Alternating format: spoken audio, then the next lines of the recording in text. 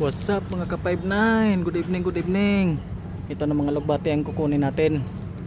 Kanina talbos ng talbos ng kamote. Tapos ito naman yan, kukutluin lang natin yan. Yan, malaki din yan lang yan mga ka-59. Pero may pang ulam na. May pang ulam ng person. Ng ating pamilya. Yan tulad yan mga ka-59 Hop, magalaw yung camera. Ang hirap talaga ng walang tripod mga ka-59.